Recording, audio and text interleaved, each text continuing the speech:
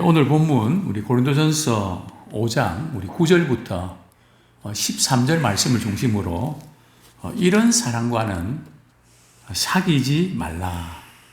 이런 사랑과는 사귀지 말라 하는 제목으로 함께 은혜를 나누기를 원합니다. 성경 말씀에 참 이런 사랑과는 사귀지 말라 하는 말씀이 여러 군데 나오는데요. 또 우리 세상 사람들도 우리 딸들에게 이런 남자하고는 만나지 마라 해서 10가지, 또 직장에서도 이런 사람하고는, 또 이런 상사하고는 만나지 마라, 여러 가지 인간관계에 대해서 만나지 말아야 될 사람들을 많이 이렇게 언급을 하는데요. 세상 사람들이 주로 이렇게 만나지 말아야 될 그 사람은 어떤 사람일까요? 공통적으로 보면 부정적인 사람은 만나지 않는 것이 좋다. 왜냐하면 부정적인 이야기를 자꾸 듣다 보면 자기도 모르게 부정적인 사람이 되어버리거든요. 그리고 부정적인 사람은 오랫동안 그것이 쌓여져서 그걸 좀처럼 고치기가 힘이 듭니다. 그래서 세상 사람들은 부정적인 사람 사귀지 말고 어떤 사물을 볼 때에 좀 긍정적이고 좋은 그런 관점을 가진 그런 사람을 사귀어야 성공한다. 좋은 사람을 만나지 못하거든 만나지 말아야 될 사람들을 사귀지는 마라, 이런 이야기도 하는데, 어쨌든 일반 은총 영역에서 또 일리는 있는 말인데요. 오늘 성경에서 사귀지 말라 하는 대상은 누굴까요? 교인일까요? 불신자일까요? 먼저 이것을 우리가 정리해야 됩니다. 우리 고린도 교회 우리 성도들은 바울이 음행하는 사람들을 사귀지 마라, 그래서 음행에 대해서 굉장히 책망을 하고 야단을 많이 쳤습니다. 그래서 성도들이 가만히 생각해 보니까 이 주변 환경이 항구 도시죠. 또 음행하는 사람들이 주변에 많이 있는데, 그럼 직장도 다니지 말고 친구도 멀리하고, 그래서 세상 밖으로 나가라는 말인가? 그런 오해를 잡아줄 필요가 있었습니다. 그래서 우리 고린도전서 5장 10절 말씀 우리 같이 한번 읽겠습니다. 시작. 이 말은 이 세상에 음행하는 자들이나 탐하는 자들이나 속에 빼앗는 자들이나 우상 숭배하는 자들을 도무지 사귀지 말라 하는 것이 아니니, 만일 그러하려면 너희가 세상 밖으로 나가야 할 것이라. 그러니까 이런 사람을 사귀지 말라 하는 그 대상이 누구라고요? 이 세상에 있는 사람들, 즉 불신자들 가리키는 겁니다. 신자가 아니고. 이 세상 사람들은 우리 직장 다니면서 또 사회활동하면서 이런 사람 안 만날 수 있나요? 이런 사람 만나게 되어 있죠. 세상 사람들 가운데 이런 사람들 교류하고 이런 부분들을 막는 것은 아니다. 이것을, 그런 오해를 바로잡아 주는데요. 근데 오늘 본문에 보면 음행하는 것부터 시작했는데 좀 범위를 넓히고 있죠. 도무지 사귀지 말아야 될 그런 어떤 대상들 중에서 범위를 넓히는데요. 탐하는 자들. 이 탐하는 자들은 탐심을 갖는 사람입니다. 뭔가 더 가지고 싶어 하고 만족할 줄 모르고 욕심을 부리는.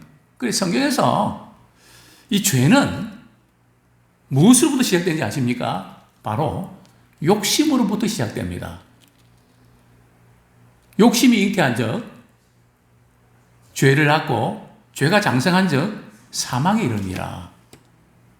그러니까 선악과 따먹었던 하와도 결국은 하나님처럼 되고 싶어서 그 욕심 때문에, 또 호기심 때문에 결국은 선악을 알게 하는 나무를 따먹게 되지 않습니까? 그래서 이 성경은 이 탐심, 십계명에서 이웃의 것을 탐내지 말라 하는 계명이 있죠. 그 계명은 사실은 모든 것이 다 들어 있습니다. 물건도 그렇고 사람도 그렇고 집도 그렇고 차도 그렇고 우리가 가지고 싶은 그 모든 것, 결국 하나님 이외에 다른 것을 더 갖고 싶은 그것이 탐욕이고, 그래서 결국은 이 탐심은 뭐와 같다고요? 우상 숭배와 같습니다.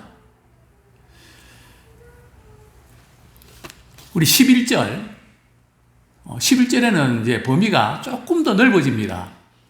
사귀지 말라는 그 범위가 더 넓어지는데요. 한 두 가지가 더 보충이 되는데 뭔지 한번 찾아보시죠. 우리 11절 같이 한번 읽겠습니다. 시작. 이제 내가 너희에게 쓴 것은 만일 어떤 형제라 일컫는 자가 음행하거나 탐욕을 부리거나 우상숭배를 하거나 모욕하거나 술 취하거나 속여 빼앗거든 사귀지도 말고 그런 자와는 함께 먹지도 말라 함이라. 먼저 이 음행하는 자들을 사귀지 말라. 이제 우리 어제 음행하는 자들을 고린도 교회가 출교하라 그랬죠. 징계해서 교회에서 내쫓아야 된다. 물론 그것은 완전히 단절이 아니고 일시적으로 거리를 두고 자기를 돌아볼 수 있는 기회를 가져야 된다는 거죠. 오늘 본문에서 이 사귀지 말라 하는 의미도요, 그 사람은 영원히 상대하지 말고 보지도 말고 가까이 하지도 말라, 그런 의미는 아닙니다. 일시적으로 자신을 돌아보고 조금 왕따도 필요합니다. 어떤 제재도 필요합니다. 우리 아이들이 또 이렇게 벌을 받는 것도 필요합니다. 다시는 그렇게 하지 않기 위해서 뭐 계속 그냥 고통당하기 위해서 그렇게 하는 게 아니지 않습니까? 다시는 그런 일 하지 않도록 성경은 좀 얼마 동안은 고립을 시켜서 혼자 이렇게 자신을 돌아보는 기회로 삼아야 된다. 그런 의미에서 이제 사귀지 말라는 겁니다. 물론 성경은 어떤 경우는 도저히 그 사람하고는 상대하지 마라, 그런 말씀도 나오죠. 어떤 대상입니까? 우리 요한일서 이런 무리의 사람들은 좀 단호해야 될 필요가 있죠. 요한일서 10절, 11절 같이 읽겠습니다. 시작. 누구든지 이 교훈을 가지지 않고 너희에게 나가거든 그를 집에 들이지도 말고 인사도 하지 말라. 그에게 인사하는 자는 그 악한 일에 참여하는 자입니다. 여기에 이 교훈을 가지지 않고 어떤 사람입니까? 이단을 가리킵니다. 물론 우리 이단들 같은 경우도 거기서 나올 수 있도록 우리가 이렇게 한번 고민해 보는 것도 필요하지만, 뭐 그래도 이단에 빠진 분들은 정말 이 세뇌 공작이 철저하게 당해서 거짓 것을 믿기 때문에 참 돌이키는 것이 어렵습니다. 그래서 오히려 믿음이 약한 사람들은 도리어 말려드는 경우도 종종 보게 됩니다. 그래서 인사도 하지 마라, 집에 들이지도 말고 인사도 하지 마라, 상당히 이렇게 경계를 요하는 그런 대상입니다. 다시 본문으로 돌아갑니다.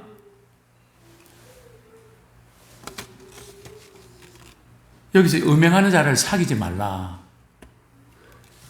여기서 사귀지 말라 하는 이 의미는 지금 교회에서 이렇게 권면도 하지만 그걸 받아들이지 않고 계속 저렇게 관계를 유지하면 안 되는데 그런 관계를 계속 유지하고 있단 말이죠. 그냥 의도적으로, 습관적으로, 또 반복적으로 이렇게 하는 사람들은 사실 어떤 점에서 양심에 화인 맞았다고 볼 수 있습니다. 좀처럼 누구의 이야기도 잘 안 듣거든요. 이런 음행하는 자들은 사귀지 마라. 또 오늘 본문에 보면 탐욕을 부리거나, 이 탐욕을 부리는 사람들의 특징은 뭘로 나타나는가 하면 원망 불평으로 나타납니다. 이스라엘 백성들이 광야에서 그들이 범한 죄는 바로 탐욕입니다. 하나님께서 알아서 필요하면 다 공급해 주실 텐데 늘 그들을 원망하고 불평하지 않습니까? 그래서 이 원망 불평은 멸망하는 자들, 즉 사탄의 도구로 쓰임 받는 겁니다. 사탄은 항상 그 이름 자체가 말이죠. 회방하고 그냥 문제거리를 자꾸 찾아내고 불평하고 고소하고, 이것이 사단의 별명입니다. 어쨌든 탐욕하는 사람, 또 우상 숭배하는 사람, 거기서 이제 한 두 가지가 더 플러스가 되죠. 어떤 사람입니까? 모욕하거나 그냥 욕하는 사람 있지 않습니까? 막 욕하면서 그냥 상대방 인격을 모독하고 멸시하는, 이 욕하는 것도 고치기 쉬운가요? 정말 어렵습니다. 이 욕을 잘하는 사람은 사실 육에 속한 사람이거든요. 우리 육에 속한 사람은 성령의 도구로 쓰임받을 수 없습니다. 우리 하나님의 일을 한다고 하지만 육신의 소욕을 쏟는 사람은 혈기가 앞서고 분노가 앞서서 정말 하나님을 기쁘시게 하는 일에 실패합니다. 욕하는 거 성경에 보면 천국에 들어가지 못하는 사람들 가운데 한 부류가 말이죠. 바로 욕하는 사람입니다. 근데 요즘 우리 청소년들이 또 주일학교 우리 초등학생들이 말이죠. 정말 욕을 뺨치는 듯이 욕을 입에 배어있는, 그 욕 잘하는 아이들과 또 우리 아이들 같은 경우는 사귀면 안 됩니다. 금방 따라합니다. 막 부모님께 대들고요. 금방 영향을 받는 걸 저는 목회하면서 많이 봅니다. 또 두 번째로는 술 취하거나 늘 술에 취해서 자신의 어떤 그 정신을, 의식을 이렇게 흐리는 사람, 이런 사람들을 사귀지 마라. 저기 보면 이 술 취하는 문제에 대해서는 사실은 심각하게 다룹니다. 오늘 뭐 술을 마시지 말란 말씀이 어디 있나 하지만 성경에 있거든요. 술에 취하지 말라. 저는 목회하면서 경험적으로 느끼는 것이 정말 이 술이 왼수입니다. 술만 이게 안 들어가면 그렇게 착한데 술만 들어가면 이상해지는. 그래서 가정에 이 술 때문에 어려움 당하는 아내와 자녀들, 저는 너무나 많이 봤습니다. 그게 하루 이틀 끝나는 게 아니라, 심지어 어떤 아내는 그렇게 이야기합니다. 빨리 죽으면 좋겠다고. 그 얼마나 참 무서운 이야기입니까? 자기 남편에게 빨리 죽으면 좋겠다고. 그만큼 힘든. 참 중독에 걸리면 보통 뭐 끊는 것은 정말 기적 아닙니까? 정말 성령께서 강권도 역사해 주셔서 그냥 끊어지는 그런 일들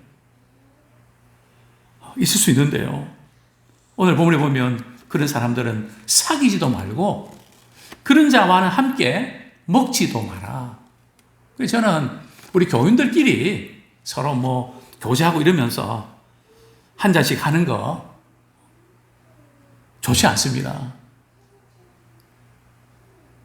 왜냐하면 우리 하나님께서 우리에게 원하시는 것은 성령 충만하라고 하셨거든요. 그래서 우리는 의식이 흐려 있으면 안 돼요. 늘 의식이 깨어 있어서 어떻게 하면 하나님 기쁘시게 하는 거기에 맞춰야지. 정신이 몽롱해갖고 말이죠. 헛소리하고 그걸 교회 안에서 이렇게 믿음 사람들이 한다? 안 됩니다.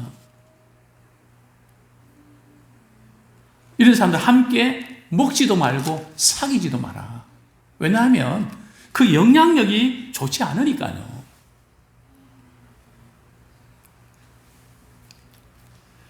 우리 12절 말씀 우리 같이 한번 읽겠습니다. 같이 읽겠습니다. 시작. 밖에 있는 사람들을 판단하는 것이야 내게 무슨 상관이 있으리요? 많은 교회 안에 있는 사람들이야 너희가 판단하지 아니하랴. 이 밖에 있는 사람들은 불신자죠. 불신자들이 음행하거나 우상숭배하거나 술 취하거나 뭐 욕을 하거나 탐욕을 부리거나 뭐 그런 부분들은 우리가 교회가 그분들에 대해서 뭐 이렇게 뭐 판단하고 어떻게 할 수 있는 거 아니죠. 그들에 대해서는 누가 판단합니까? 그들은 뭐 그렇게 살면 그렇게 살다가 죽으면 끝납니까? 아닙니다. 불신자들은 누가 판단하죠? 13절 말씀 같이 읽겠습니다. 시작. 밖에 있는 사람들은 하나님이 심판하시려니와 이 악한 사람은 너희 중에서 내쫓으라. 이 불신자가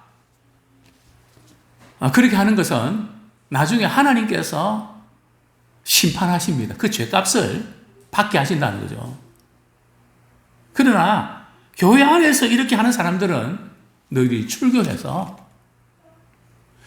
교회의 순결성을 흐리지 않도록 해야 된다. 철저하게 징계를 해야 된다. 이 부분을 이제 강조를 하고 있습니다. 왜 그럴까요? 오늘 본문에 이런 사람을 사귀지 말라는 이런 제목의 공통적인 특징은 말이죠. 바로 육신의 소욕을 쫓아 사는 사람의 특징입니다. 우리 갈라디아서 우리 한번 보겠습니다. 갈라디아서 5장 16절 17절 같이 읽겠습니다. 시작. 내가 이르노니 너희는 성령을 따라 행하라. 그리하면 육체의 욕심을 이루지 아니하니라. 육체의 소욕은 성령을 거스르고 성령은 육체를 거스리나니 이 둘이 서로 대적하므로 너희가 원하는 것을 하지 못하게 하려 함이니라. 이 육체의 욕심, 즉 육체의 욕구, 그 여기에 지배받는 사람은 교회를 다니고 신앙생활 하지만은 늘 육신의 일로 끝나버립니다. 그래서 우리는 성령의 충만함을 받아야 됩니다. 그래서 성령의 충만함을 받아야 육신의 소욕을 다스릴 수 있는 힘이 생기는 겁니다. 그 육체의 일이 뭘까요? 우리 19절부터 21절 같이 읽겠습니다. 시작. 육체의 일은 분명하니 곧 음행과 더러운 것과 호색과 우상숭배와 주술과 원수 맺는 것과 분쟁과 시기와 분냄과 당짓는 것과 분열함과 이단과 투기와 술취함과 방탕함과 또 그와 같은 것들이라. 전에 너희에게 경계한 것 같이 경계하노니 이런 일을 하는 자들은 하나님의 나라를 유업으로 받지 못할 것이요. 자, 이런 일을 하는 자들은 하나님의 나라가 어디입니까? 천국 아닙니까? 이런 일을 계속하는 사람은 천국에 들어가지 못한다는 거죠. 물론 우리가 한때 잘못해서 실수할 수 있지만 회개하고 돌이키면 됩니다. 그런데 이런 생활이 계속 반복되고 헤어나지 못하는, 그래서 육체의 소욕을 쫓는 사람이거든요. 그런 사람은 하나님 나라를 유업으로 받지 못한다. 즉 하나님의 나라를 유업으로 받지 못하는 사람들과 우리가 사귈 때에 육신의 영향을 받는다는 거죠. 뭐 그래도 되는가 보다 생각하고 쉽게 그렇게 하게 된다는 거죠. 그래서 이런 사람들 도무지 사귀지 말고 심지어 식사도 같이 하지 마라. 어떻게 보면 참 심한 그런 표현 아닙니까? 이 육체의 이 소욕대로 이렇게 살려고 할 때에 이것은 단순히 우리의 눈으로 보고 우리 귀로 듣고 그래서 우리가 이렇게 죄를 짓게 되기도 하지만 이 배후에는 누가 자꾸 부추기고 충동질하는 실체가 있다는 거죠. 그 실체가 뭔지 아십니까? 에베소서 2장 2절 3절 같이 읽겠습니다.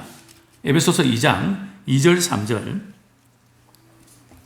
같이 한번 읽겠습니다. 시작. 그때에 너희는 그 가운데서 행하여 이 세상 풍조를 따르고 공중의 권세 잡은 자를 따랐으니 곧 지금 불순종의 아들들 가운데서 역사하는 영이라. 전에는 우리도 다 그 가운데서 우리 육체의 욕심을 따라 지내며 육체와 마음에 원하는 것을 하여 다른 이들과 같이 본질상 진노의 자녀이었더니.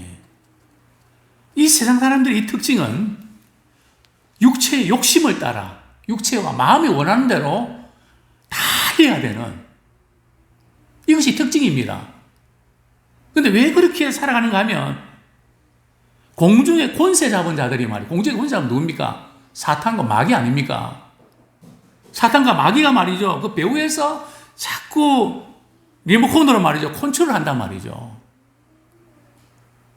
그래서 어떤 방향으로 하는가 하면 자꾸 불순종하게 만든다는 겁니다. 그래서 우리 신앙생활 할 때에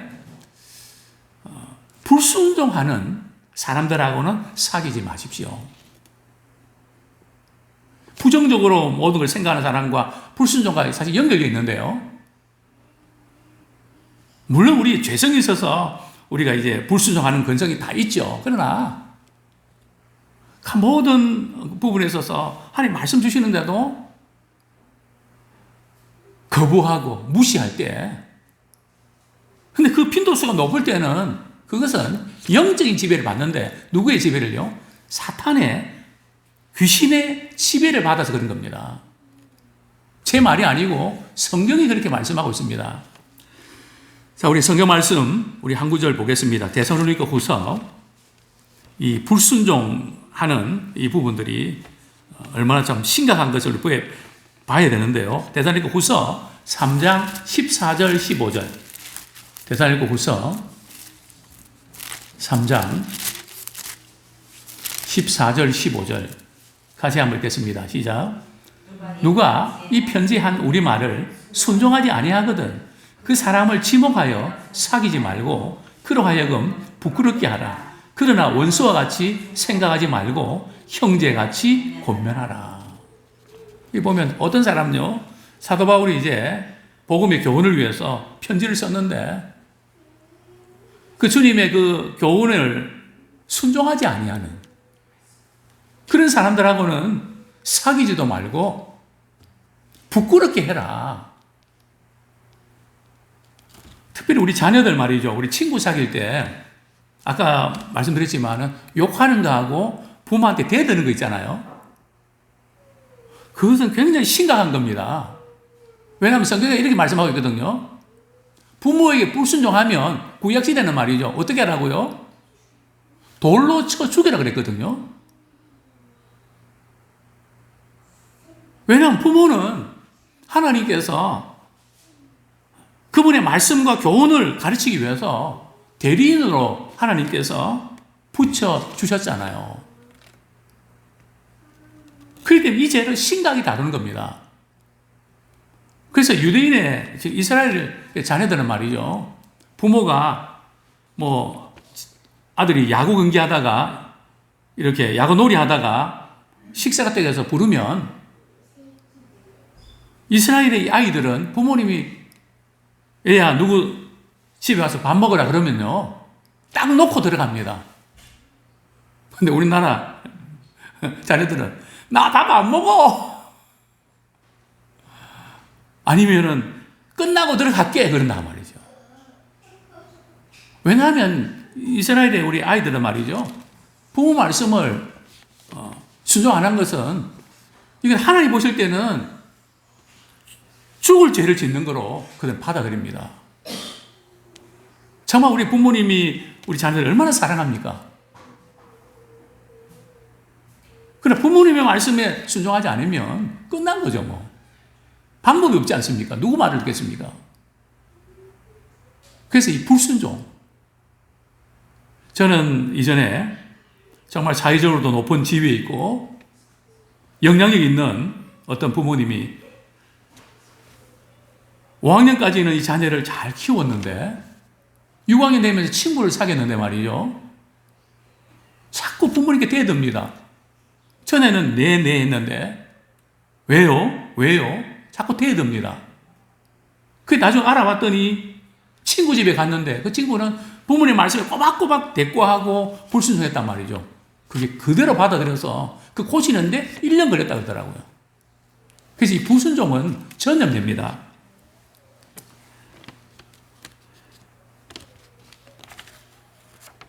그렇습니다. 특별히 우리가 이렇게 불신자들이 그런 부분에 대해서 우리가 판단하고 정죄하면 우리도 모르게 판단하면서 영향을 받습니다. 그래서 그 부분은 우리 하나님의 심판에 맡기고 우리는 교회 내에 이런 연약한 지체들을 우리가 권면하고 또 충고해서 바른 믿음의 자리에 우리 갈 수 있도록 서로 독려하는 우리가 되기 원합니다. 또 성경은 이렇게 말씀합니다. 심판은 어디서부터 먼저 시작될까요? 하나님의 심판은 세상부터 먼저 시작될까요? 교회부터 먼저 될까요? 성경은 이렇게 말씀합니다.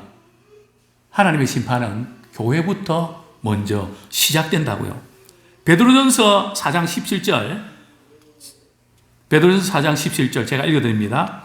하나님의 집에 심판을 시작할 때가 되었나니 만일 우리에게 먼저 하면 하나님의 복음을 순종하지 않는 자들의 그 마지막은 어떠하며. 이 하나님의 심판이 하나님의 집에서부터 먼저 시작이 되는데요. 그저 예수 믿고 나 구원받았다 그러면서 삶은 자기 멋대로 사는, 오늘 본문을 보면 복음을 순종하지 않는 사람, 우리는 복음에 순종해야 됩니다. 그저 예수 믿고 나 구원받다 그거로 끝나면 안 된단 말이죠.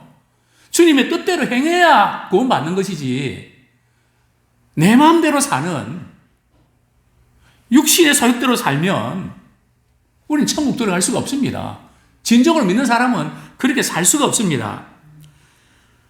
또 우리 이렇게 성전에서부터 심판이 시작되는데요. 자리는 어디부터 시작될까요? 여기 앞자리부터 심판이 시작됩니다. 다음 이번 주부터 앞자리 안 앉아야 되겠다. 그런 뜻이 아니고요. 우리 에스겔서 9장 6절, 에스겔서 9장 6절 한번 보겠습니다. 에스겔서 9장 6절 제가 읽어드리겠습니다. 내 성수에서 시작할지니라 하심에 그들이 성전 앞에 있는 늙은 자들로부터 시작하니라. 그러니까 여기 늙은 자들 원문에 보면 장로거든요. 그러니까 목회자, 장로, 먼저 믿었던 사람들 본을 보이고 그 책임이 얼마나 큰지 모릅니다. 우리가 말하고 이것이 정말 믿음이 약한 자들에게 그런 영향을 끼쳐야지 쉽게 하면 안 됩니다. 그래서 그 부분에서 하나님께서 심판하시겠다 말씀하십니다. 이제 교회 안에서 우리는 올바른 징계가 시행되어야 교회의 질서가 바로 세워집니다. 교회는 거룩함과 순결함을 잃지 말아야 됩니다.